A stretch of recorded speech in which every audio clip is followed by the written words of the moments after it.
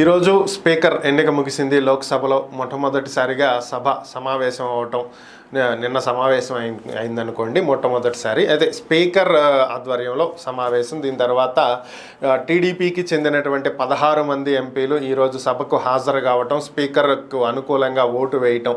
దీని తర్వాత పరిణామాలు ఒకసారి పరిశీలించినట్లయితే ప్రధాని నరేంద్ర మోదీ తోటి టీడీపీకి చెందినటువంటి 16 మంది ఎంపీలు సమావేశం అయినట్లుగా మనకు ప్రస్తుతం ఒక సమాచారం అందుతుంది.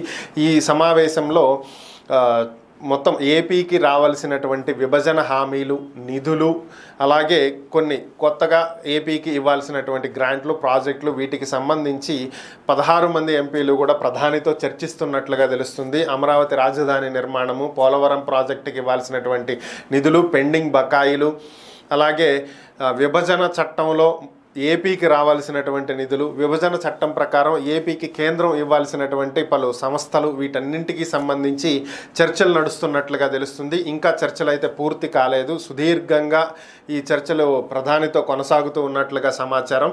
సో ఏపీకి రావాల్సినటువంటి వీటన్నింటి గురించి చర్చించి వాటిని ఏ మేరకు రాబట్టుకోగలము, ఎప్పుడెప్పుడు ఏమి ఇస్తారు అనేటువంటి దాని మీద ఒక స్పష్టత తీసుకునేటువంటి ప్రయత్నం తెలుగుదేశం ఎంపీలు చేస్తున్నట్లుగా సమాచారం. మరి పనిలో పనిగా ప్రత్యేక హోదా, అలాగే విశాఖ రైల్వే జోన్, కడప ఉక్కు ఫ్యాక్టరీ ఇలాంటివి కూడా కొంచెం గట్టిగా అడిగితే బాగుంటుంది. ఎలాగో వైజాగ్ స్టీల్ ప్లాంట్ ప్రైవేటీకరణ అయితే పక్కన పెట్టారు కాబట్టి ఈ మిగిలినటువంటివి గట్టిగా సాధించుకునేటువంటి ప్రయత్నం చేస్తే బాగుంటుంది. మరి ఎంతవరకు సాధ్యాలు అవుతాయి అనేది భేటీ అనంతరం మరి ఏం మాట్లాడారు, వేటికి ఒప్పుకున్నారు, ఏమి ఇస్తానన్నారు అనేటువంటి అంశాలు తెలిసే అవకాశం ఉంది.